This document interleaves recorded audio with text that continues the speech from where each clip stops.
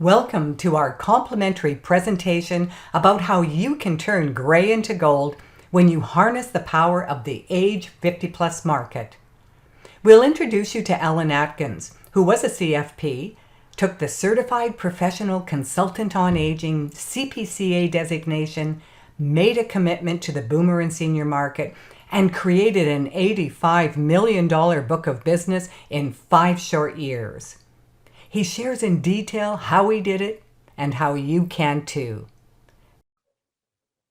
Okay, well, I want to welcome you to this presentation. I want to make a comment that I believe deeply that by making the commitment to be here today, you are in the top percentile of the industry because you care enough. You care enough to learn more and to serve better. My name is Rhonda Luttrell, and I'm the founder and CEO of Age Friendly Business. And when you think about what you do from a different perspective, well, you do things differently. And when you do things differently, you get different results. We're going to share with you some ideas and insights that let you see about the different results that Alan experiences, the tips and the steps that could make a difference for you as well. And please enter any questions that you may have throughout the presentation in the chat box. And at the end of the presentation, we'll be feeding those questions to Alan. But most importantly, we want to learn from you as well. You'll be invited to participate throughout today's presentation. So let's all learn from each other. You'll notice that this presentation is entitled Finding the Gold in the Gray: How the CPCA designation and estate planning strategies contributed toward Alan Atkins creating an $85 million book of business in 5 short years. So Alan, welcome and thank you for sharing how you thought differently, you did things differently, and enjoyed different results. Thanks, Rhonda. I think it's important to start with the fact that I had already been in the business for 21 years when I first came across the CPCA course. I'd had my CFP and also my other insurance designations.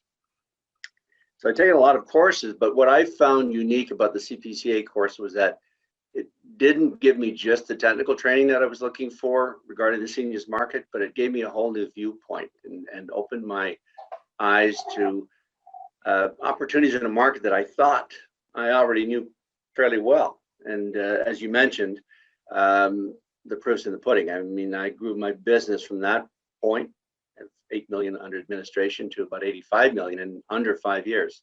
Rhonda, I was wondering if you might tell the folks about one of the boomers said to you when you did a presentation at a money show. Oh, yeah, that was a great one, Alan. For a number of years, well, since we've been offering our program since 2003, and I've had the opportunity and privilege to speak throughout North America and Australia, actually, and a number of countries. And when I was at a money show in Toronto, a group of boomers and seniors came up to me afterwards and they said, you know what? They're frustrated with the financial advisors that serve them. They said, you know about your products and your services, but you don't know about me. And as a matter of fact, a group of the boomers had said they had shifted from their own financial advisor to someone else because of it. And in this climate, the public expects you to remain up to date with expert information within your industry. I mean, this has become the basic price of admission for professionals and businesses to even get on the playing field. They expect that you know your stuff. And I know this is important because some of you know that I used to teach exam prep courses for Forand Financial, so I know how important technical expertise is. And because I taught those exam prep courses, I also know that it's only one part of the equation. So in order to play, you need to know your stuff. And I believe in order to excel, you need to know about them. And that's exactly what Alan did. So I just want to take a moment and share with you what you can expect in this presentation. Alan's going to be talking about why the time has never been better to grow your business with estate planning conversations and strategies, where you can find your ideal clients, what your ideal clients actually want from you, how to develop and implement a successful strategy and practice, and when to take action. So take it away, Alan. Thanks, Rhonda. I want to emphasize, I mean, this is not an estate 101 course, but it is important to understand what estate planning is. So here's one definition: preparation of a plan to carry out an individual's wishes as to the administration and disposition of property in the event of incapacity or death. An effective estate plan will be aligned with the individual's values and responsibilities. That's a mouthful of, and many of those words carry a lot of weight, but I think, unfortunately, those concepts can also lead us away from the essence of what estate planning is and what its real objective is. In essence, the goal of estate planning is to provide peace of mind and personal control. Your clients want to honor their life story, they want to celebrate their life legacy, and ultimately they want to pass on their assets by design their way. It's the feel-good stories for your clients that makes the difference, because if the bigger the story, the bigger the legacy for them, the bigger the legacy ultimately for you and your business. We know as experienced advisors that transactions only get us so far. And it's the feel good. It's how our clients view the success of their planning with us that ultimately takes us from success to significance. And this is actually what we help our clients to create. And at the end of the day, I don't think it gets more noble than that. So here's your opportunity. In 2019, 17% of Canadians were over age 65, and that will increase to 20% by 2026, 5 years from now. That age 55 to 64 group already surpassed the 15 to 24 age group for the first time in 2014. And it's interesting when you look at the median net worth, and this isn't as of 2021, for the 55 plus group, it starts around $250,000 and grows from there as each band of client ages. To make the top 1% of net worth in Canada today, starting from the 55 plus group, you need to have about a $6.5 million net worth. And that also grows significantly with each age band. So there's an aspect to that market that might not be obvious to many of us, because a lot of them are business owners. So here's a question. What percentage of Canadian businesses do you think are small to medium enterprises? Okay, we're going to go to a poll right now. I mentioned at the beginning of the presentation that this is going to be a participatory presentation. So we've got a poll that's going to come up on your screen. And I'd like you to put in, we're going to launch the polling here. And I want you to enter the answer that you think is correct. What percentage of Canadian businesses are small to medium enterprises? Okay, great. Fantastic.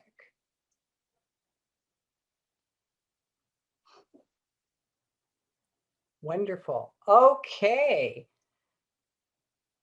Just another minute there. Wonderful. Now we're going to end the polling and look at the results here. According to the poll here, let's see, 5% of you thought that 73% were small to medium enterprises, 60% said 85, and 35% of you said 98% were small to medium business enterprises. Okay, Alan, let's find out what the answer is. Okay, Alan. Well, it looks like we've got a well-informed group. Clearly, if you look at the answers, 98% of Canadian businesses are small to medium. Small being defined as under 100 employees and medium being under 500. Interestingly enough, micro businesses, and that is employees, businesses with employees less than 5, comprise 54% of private employers in Canada. And 1/3 of the SMEs in Canada are actually owned by women. That's 1.2 million businesses in Canada, with many of their owners getting older. So contrary to what many of us might believe, businesses in Canada are not comprised mostly of faceless corporations. 98% of all businesses are small to medium sized businesses. These are people we meet and buy from every day. They're your friends and neighbors, perhaps the millionaire next door. The interesting thing about the pandemic is that it's created a greater sense of urgency for estate planning among this group. And at the same time, it's made obtaining personal advice more problematic. As a senior myself now, I know that this is top of mind because most of my peers bring up estate concerns regularly among themselves. And even in my own situation, you know, despite my dealing with a couple of law firms, a couple of banks, and accountant on a regular basis for many years, not one of them has ever asked me about my estate planning. And it's not because they know the business I'm in. So I have to wonder, perhaps it's just that they didn't care enough to ask. So why do you think that is? That's interesting, Alan. You know, now I'm going to ask if you would go to the chat. And Alan asked go to the chat box. Alan asked a provocative question. He's saying nobody's asking him about his own estate plan. Why do you think that is? Do you want to just type in what you think is the reason that people just aren't talking to Alan about their estate planning or what his plans are? Just put down any of your thoughts on that. Why do you think they're not asking him? Interesting, because they didn't know anything about it. Yeah, yeah, could be. For aging clients, yeah. Let's just see here. Whoa, lots of good stuff coming in, Ellen. It's a tough subject matter. Yes, it is. Who do they work with now? Yeah, they don't have the education. Really, really good comments there. And you know, I want to get back to that. It's a tough subject matter. I remember, Ellen, you telling me that before it would be tough to talk about death and dying and legacy. But what you're finding now with COVID, it's top of mind, and people are more willing now, more than ever, to have these kinds of conversations. Here's a couple more suggestions coming up. People are relying on government. They need to know, they need education. People are afraid to talk about the tough conversations. Good stuff there. Some good answers. They know he's an expert. Oh, there's an idea. Yeah, yeah. They assume. But here's the funny thing. They already know. Go ahead, Alan. Here's the funny thing. Despite the fact that I've dealt with many of these institutions for many years, most of them never actually asked me what I do for a living, so they don't know, and still they haven't asked. That's the mystery. But I see many of the answers here, and I think Raymond Chow, I believe it is, had a good one that, you know, perhaps they assume it's taken care of, and or my own guess is perhaps they don't even know how to ask. Yeah. Or maybe they don't even realize it's important. Yes. Some good answers there, though. Yeah, I think that's a good one too. We don't know what we don't know. Isn't that true? Exactly. And doesn't that what an opportunity for advisors to truly differentiate themselves when they recognize that a lot of their clients don't know what they don't know, and they have a tremendous opportunity to open up those conversations. Exactly. Okay. Okay, Alan.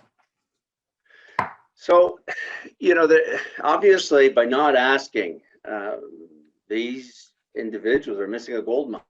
And I've broken down the gold mine into three categories. I remember it by I like to say we. I'm not bilingual, but I know that much. But I find that you find these maturing prospects in three groups. There's the obvious, and that's the top 1% we talked about.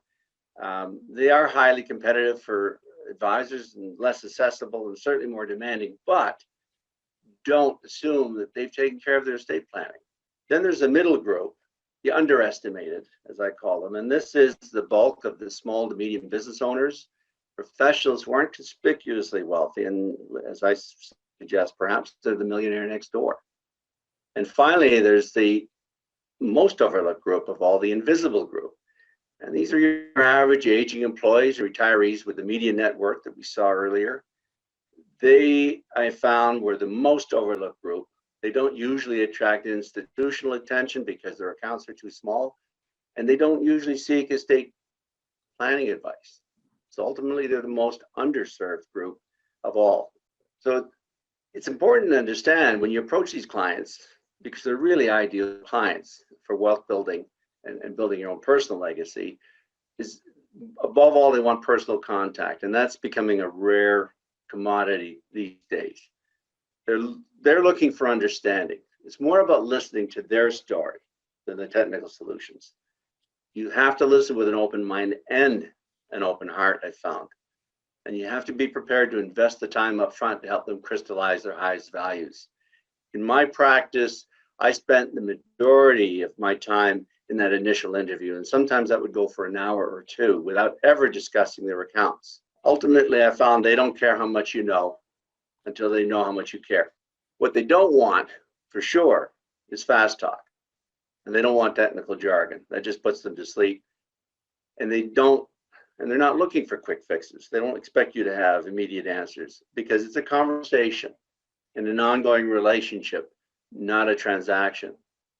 So ultimately, every engagement is a learning opportunity for both of you, both clients. I wanted to share while you're working to get your connection back, when you're talking about the fact that every engagement is a learning opportunity for both you and your client. I wanted to share a story that happened with my husband, Herb, and I. We were referred to a new financial advisor, and actually he had his operation in a brand new business community that was just developed here in the Lower Mainland. And so we're driving into this new complex, and the signage was terrible. We're going into underground parking, and we didn't even know where we should park, and if we were going to get having to pay. There were no stalls, no signs or anything. So finally, we just find a place to park and get out, find the new business center, and we go up to the door, and the financial advisor had met us at the door, and he sticks out his hand. And for those of you who have met my husband and know him, you'd know this is perfect Herb, vintage Herb. And so he sticks out his hand to introduce himself to Herb. Herb doesn't move. He just looks at him and he says, "Where the heck do you park around here?" And the guy looked at him and said, "Oh, yeah. There's not good information about that. Where did you park?"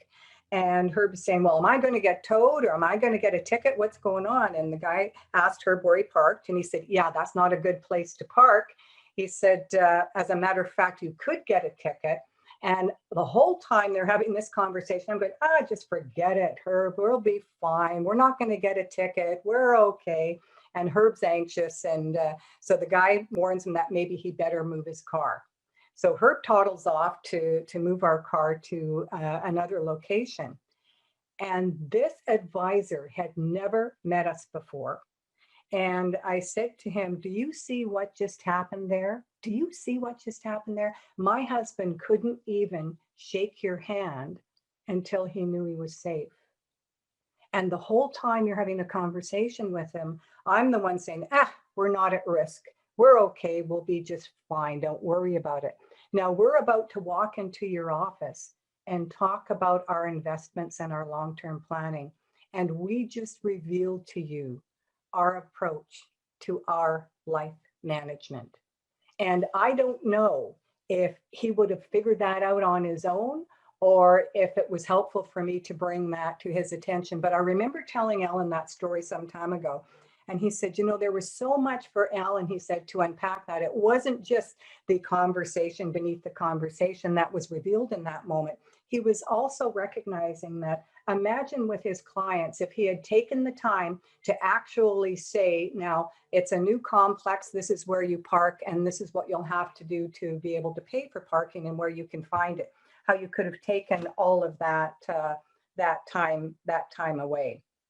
So just something to think about there.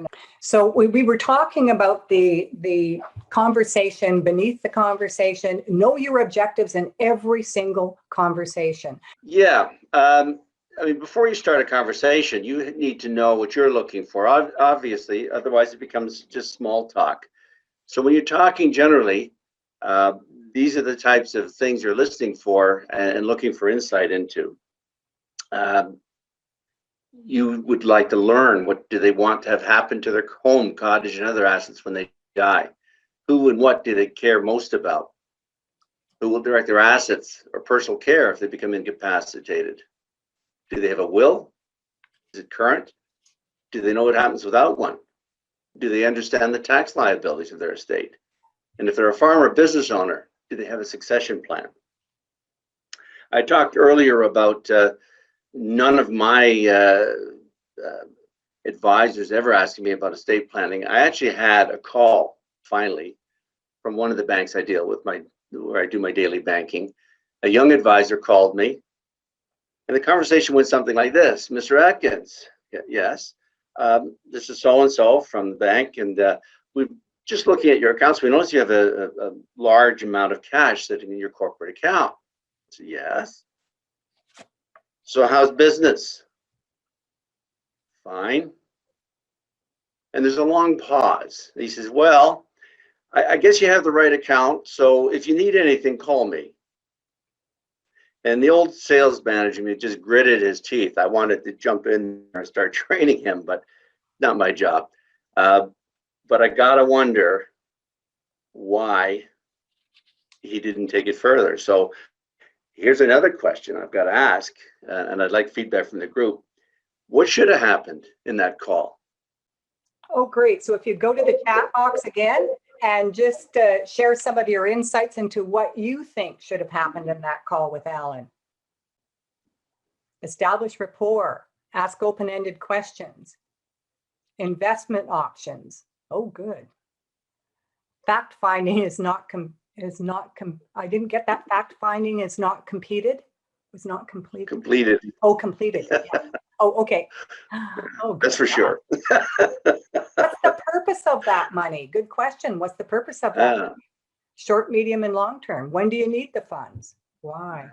Why is it just sitting there? Oh, great. Alan, can you see these? They're really great. I can, yeah. Yeah. Fantastic. Oh, that's great. When you tax and more tax, how can I help you? Yeah, I mean, as simple as how can I help you? Isn't that something, Alan? And that none of that was experienced in your call, was it?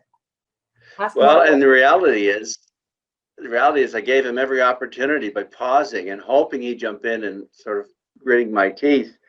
And I know I'm not happy with the 0.5% they were paying me on the money. There were a lot of opportunities there. So, although my bank advisor missed a golden opportunity by failing to ask the right questions, one of the things I want to point out that it's also important to know that you don't do this job alone. You very much have to focus on building or expanding your collaborative alliances. You need a team, and that could consist of a lawyer, accountant. You also need financial specialists outside your area of practice. That might be a real estate agent or a funeral director. So to give you one idea, I went to a funeral director, the local funeral director we had actually used for funeral member of our family. I had known them some time, and I realized funeral directors are not exactly the most popular business people. People rarely beat the path to their door to find out about their services. So I approached the funeral director and suggested, why don't we do a series of seminars on estate planning in your beautiful funeral home? In fact, he had 2 of them. I invite people in, we'll have coffee and sandwiches, and they can ask questions. That might be good for both of us.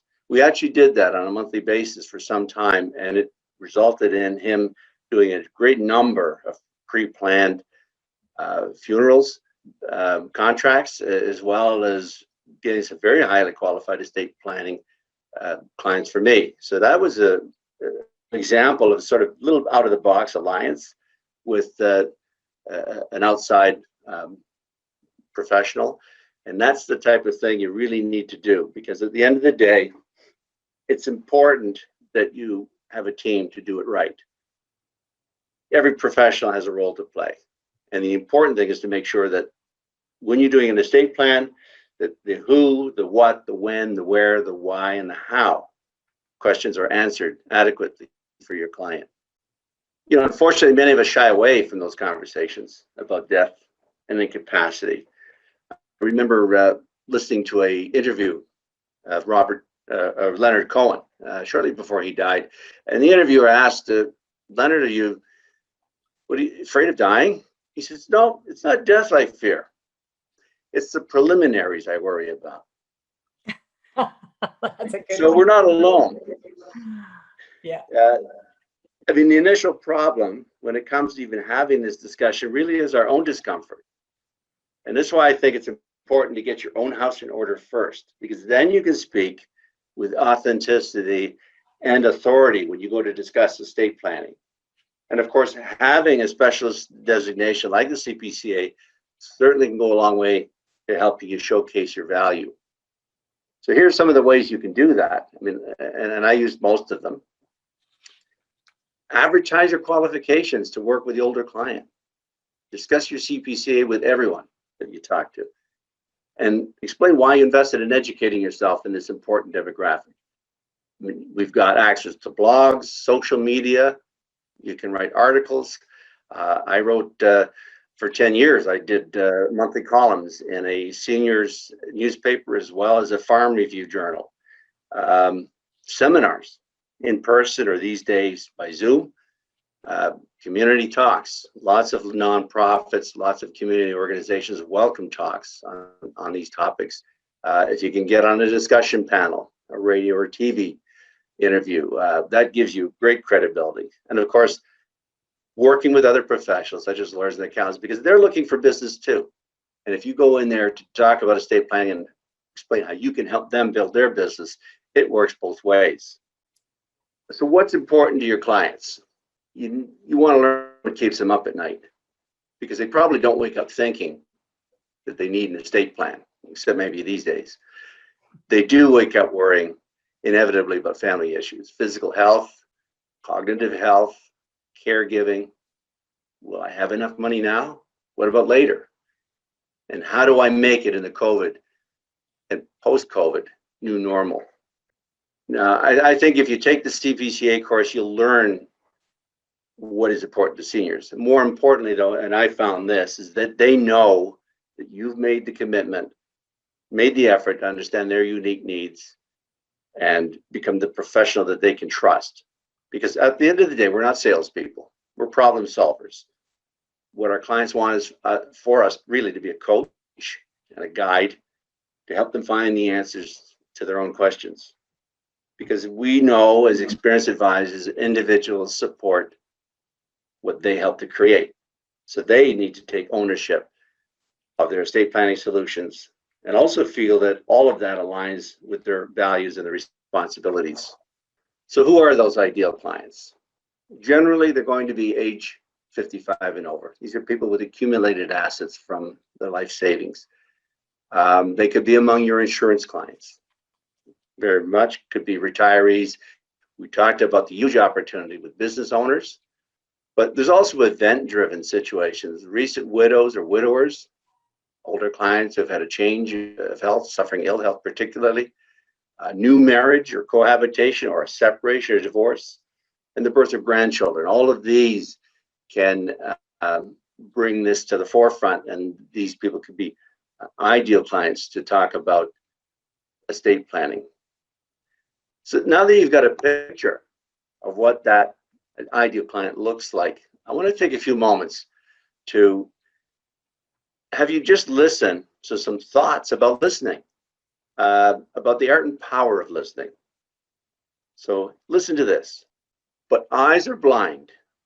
You have to look with the heart. This was said by The Little Prince by the author Antoine de Saint-Exupéry. Here's another one from Pooja Agnihotri, 17 Reasons Why Businesses Fail. That author says, humans are emotional beings. They love when they are listened to, motivated, and nurtured. And finally, Roy Bennett, in his book, The Light of the Heart, says this: listen with curiosity, speak with honesty, act with integrity. The greatest problem with communication is that we don't listen to understand, we listen to reply. When we listen with curiosity, we don't listen with the intent to reply, we listen for what's behind the words. Rhonda, maybe you could talk about another story you mentioned to me. Or you did talk to when you talked about your story about meeting the new advisor. It reminded me of this very thing, because at the end of the day, what Herb was really saying to that advisor, if he had listened, was, are you going to keep me safe? That was the real meaning behind the words. And Yeah. that's the type of thing that we really need to have to keep in mind. And that's what we're trying to get at when we listen to those clients carefully. Oh, that's so right on, Ellen. It really had nothing to do with parking. You said that so well. It was really about, will you keep me safe?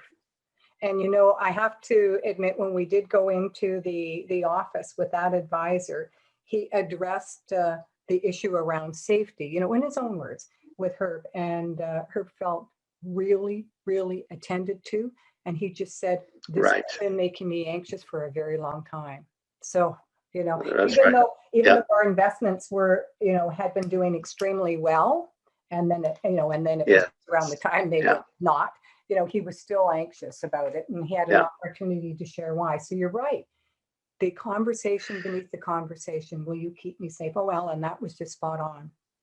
Well, and for me, this is one of my most powerful lessons, because I realized through experience that when you listen and pay attention to the little things, you earn the right to take care of the big ones. Ooh, I like that. I like that. So I'm sure all of you are quite experienced at getting appointments. As Rhonda said, you're already in an elite group just by the fact that you've taken the time to attend this seminar. Here's just a suggestion for getting the appointment with an existing client. I'm sure all of you could come up with something even more eloquent. And of course, here's another one for a referral. The important thing is to ask. How you ask, of course, it comes with experience, and I'm sure many of you are even better at it than I am. So I want to move on to the importance of opening a conversation. The best thing is, I think many of you realize, is to open a conversation with the soft questions. I like to start from the end and have the client paint me a picture of the scenario that they'd like to see when they're gone. Questions such as, what is most important to you in life right now? What keeps you up at night? How did you get where you are today? What would you most like to be remembered for? Is there anything you would like to change about your current situation? And I think the most important question, how do you envision your estate planning unfolding when you're gone?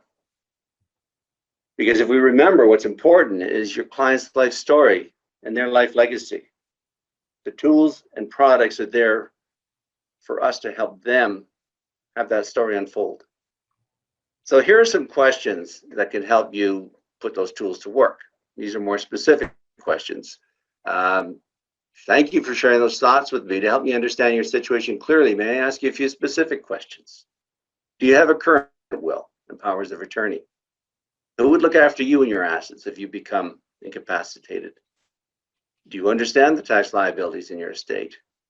Are your beneficiary designations up to date? And what's the most important outcome you'd want your estate plan to realize? Rhonda, I think you've got a couple of sessions that are relevant to this. Thanks, Ellen.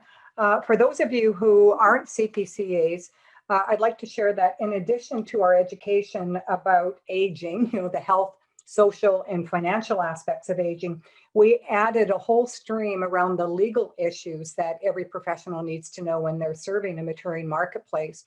And we collaborated with the Canadian Centre for Elder Law to create an Aging in the Law, what every professional needs to know. And we've included that in as part of the CPCA curriculum. So it includes specific sessions on estate planning, on succession planning, substitute decision making, the role of wills and advanced care directives, what's portable province to province and what isn't. You know, many of your clients may have created a will or an advanced directive, power of attorney for finance or for healthcare in another province. Is it even recognized in the province they're in right now? All of that information is critical, and we've got special programs addressed just to answer those particular questions. So we're really pleased to have been able to make that as part of our overall curriculum, and you guys have access to everything. Well, thanks, Rhonda. So I'm going to talk a little bit about some of the actual action steps that I took. These are things that actually worked for me, and I'm sure all of you could come up with more. seminars held at the local library and other venues discussing estate planning, often featuring a guest speaker such as lawyers or accountants. This was a regular activity that I engaged in, and every single one of them brought me at least one new client. Co-sponsoring seminars, as I mentioned, I did that with the local funeral home, discussing the cost of dying and the importance of planning ahead. As I mentioned, for many years, I wrote a couple of monthly columns in a seniors paper, one in a farm review journal, and these centered around retirement and particularly estate planning. Also did a lot of networking with accountants and lawyers for cross referrals because they had many of the same issues, and we're happy to have somebody with my expertise to work with and to make them look good in front of their clients. Advertising is important. I put a big sign on my office building. It's simply a picture of my face. It said, "Over 55, talk to me." I wanted to become the go-to person in your community, and that was right off a major road, and that paid. That got a lot of attention. I participated as much as possible in any kind of a senior event or show or trade fair, again, just to make people aware of what I was doing and my ability to work with that particular group. And I did a lot of community talks, volunteer talks to churches, charities, and service clubs. And again, that not only built my profile, but it actually had led to people phoning me and following up and asking for advice. Rhonda, I think you had a poll you were going to do. I just before we go there, though, I wondered if you might tell everybody about some of the marketing tools in your marketing toolkit that's available to every CPCA to help them enact some of these steps. Oh, thanks, Alan. I'd love to. In addition to the education, we're really dedicated to doing everything we can to help you with your success. And so we created a marketing toolkit so that you're not your community's biggest secret. So all this stuff that Alan just listed on his action steps, we have tools for every single one of those. We looked at the sales process all the way from prospecting, client service, client appreciation to getting referrals, and we provided tools at every single step of the sales process. Everything from press releases announcing your CPCA designation and announcement letters, a monthly newsletter designed for you to give to your clients that's branded with your name and contact information. We've got a scripted PowerPoint presentation for you. We've got articles for you to use. I mean, Alan put articles into the local paper. We have some that are all ready for you to use as is, or you can amend. We have direct mail marketing. We've got a whole whack of different ideas for you to collaborate with other professionals in your community, just like Alan suggested that he did with other lawyers and accountants and funeral directors.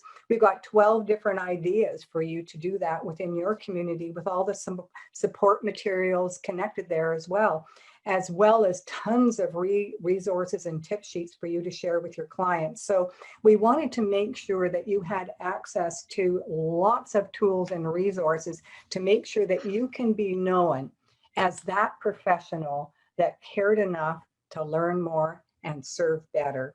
And so I'd love for you to look inside the marketing toolkit and, for goodness sakes, use as many of the resources that are available for you.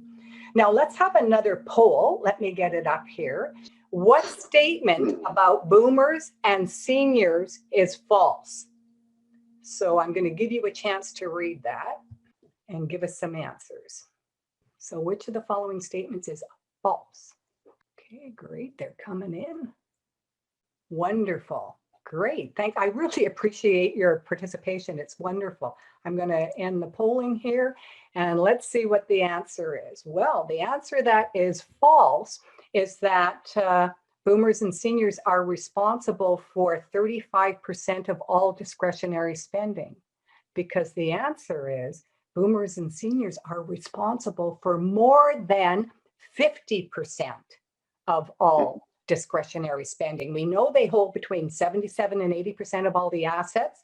We know that when you treat them right, and that's the key, they are loyal clients. When you treat them right, they want plans that do serve a higher purpose that they define, and that's part of their whole legacy story.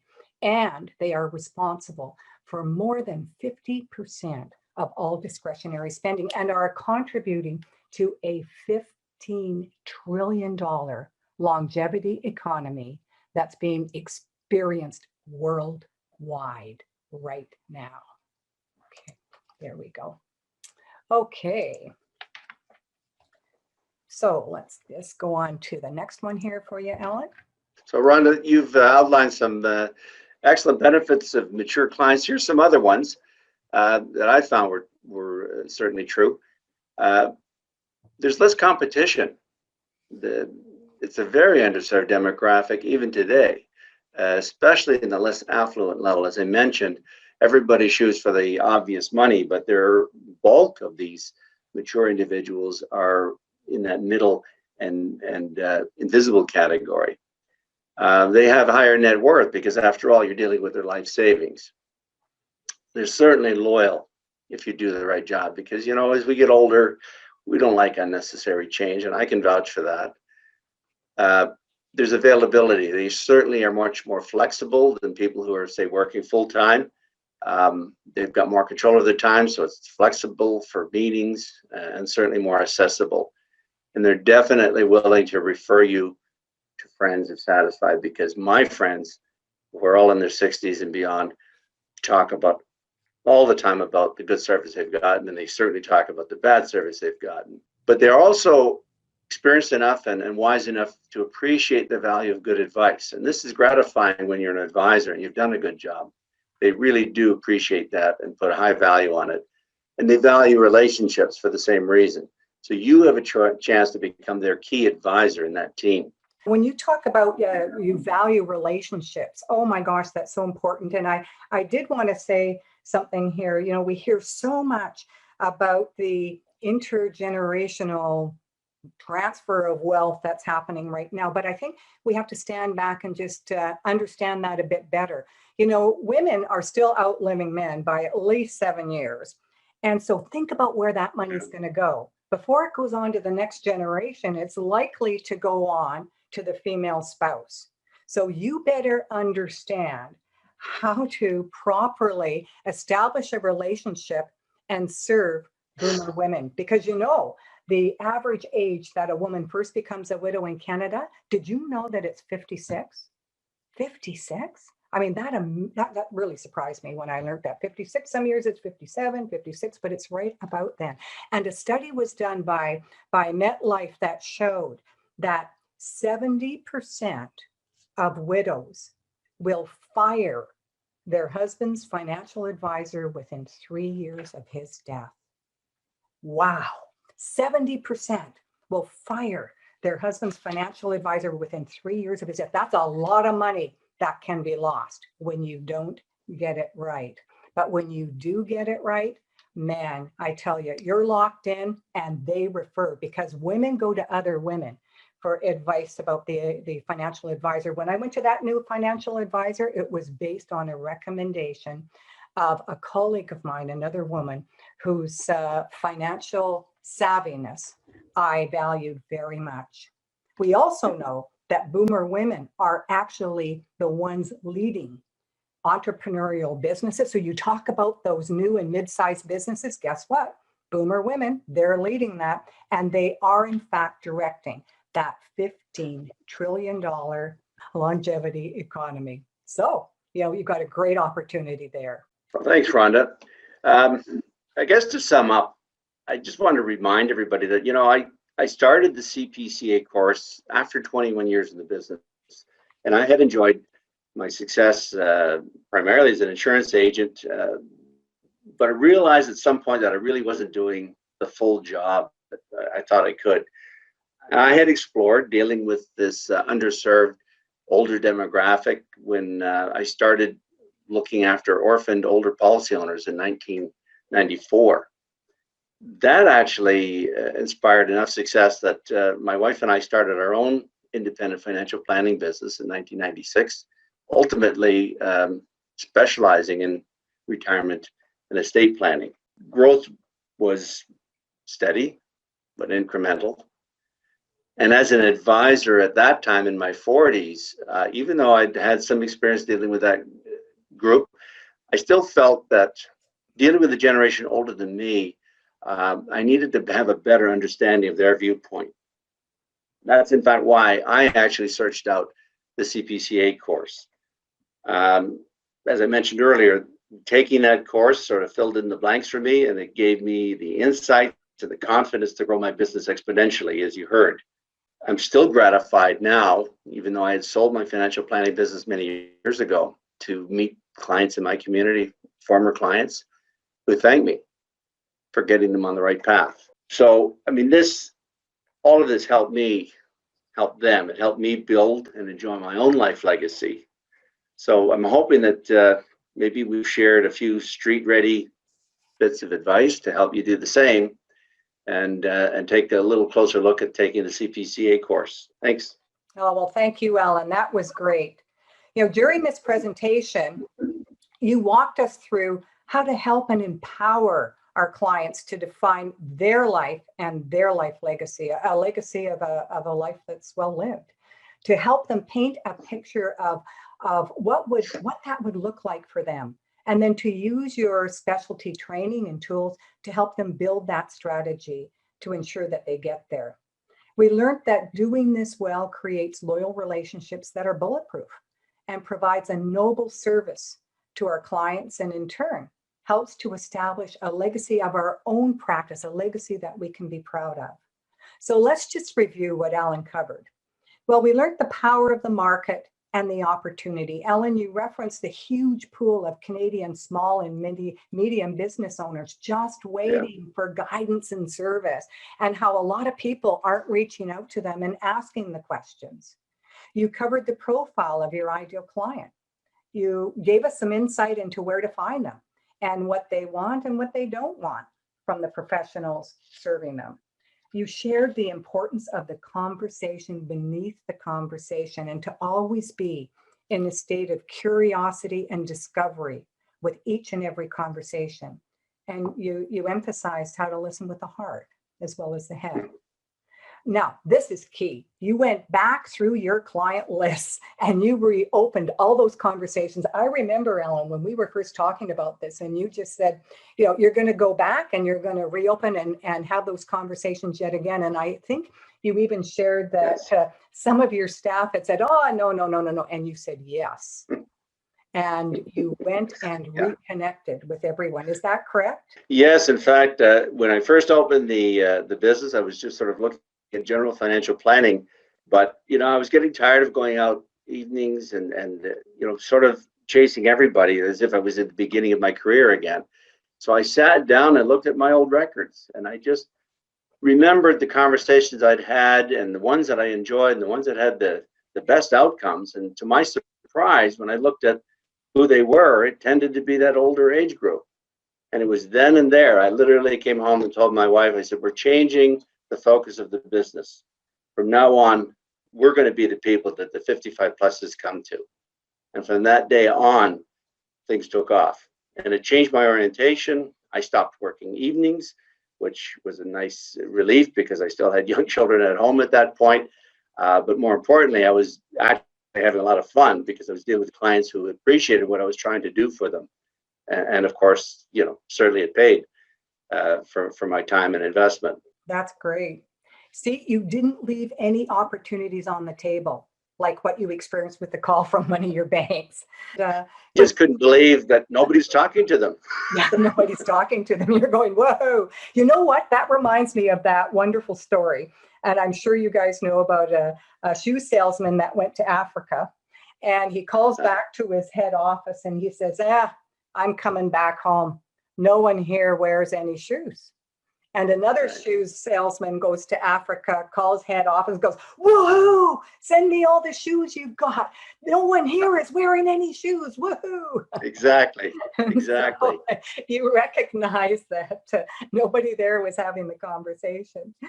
And I can corroborate that, Rhonda, because as I mentioned, I first explored this by looking after orphan policy owners, most of whom were in their 60s and beyond. Yep. And at the time, these were clients that nobody had talked to in a decade or more. And my manager laughed in my face. He says, good luck. Those people will never buy life insurance. And I sold a policy to each and every one of them because I said, I want to talk to you about the last policy you'll ever have to buy. Aw. And then it opened up the door to all kinds of other opportunities and assets. And that, in fact, was the inspiration for starting our own business a couple of years later. Oh, that's great. I love that story. Well, you then referenced the success and power of professional alliances, and you even itemized specific marketing channels that you utilized very, very well. We also learned that the CPCA designation offers to each member not only education about the age 50 plus client, but special modules on succession planning, estate planning, substitute decision-making documents, cognitive decline, what to do, as well as personalized marketing tools to assist you guys at every single stage of the sales process. And most of all, Alan, you demonstrated that a successful business is not magic. You know, with the right tools, a commitment and a strategy, anyone can build an attractive business like you did. Now, Alan, I know you claim over and over again that you're not special. And I say that you are. And I think you're special in that you were prepared to do what was necessary, not just what was convenient. And I've always admired your generous heart to show others exactly what you did and how you did it so that they can enjoy the successes that you created as well. So now to everyone on the call, it's your turn. And I want you to think about your legacy, about your life story for you and your family, and how you're going to use this wonderful business you're a part of to not only help your clients build their life story and their life legacy, but what about you and your family so you can enjoy the kind of retirement that Alan enjoys right now after building such a successful business, being so attractive that a corporate firm came to him and frankly made him an offer that he couldn't refuse. So he's able to share now. And that's how we're here to help. We want to help you make a difference. So we're sharing Alan's story with you and the steps and the things he's done. And as you can see, it was nothing that was, earth-shattering, remarkable. It's just he did the work. And we want to give you an opportunity to do that as well. And that's why we're hosting this leadership conference designed to help you enhance your personal and professional skills, accelerate your business success, and enjoy a reputation in your communities as a valued business that cared enough to learn more and serve better. Once again, review why this is so important. You can grow your business through struggle, or you can grow your business through strategy. Imagine being attractive to the largest and most lucrative market out there. A market responsible for the majority of the spending. Spending money on themselves, spending money on their adult children, and spending money on their grandkids. It is called the longevity economy, and it is worth $15 trillion worldwide. You need to be a part of this if you want to grow your business and confirm your reputation. Can you afford not to learn more? Attend this powerful leadership forum for 2021.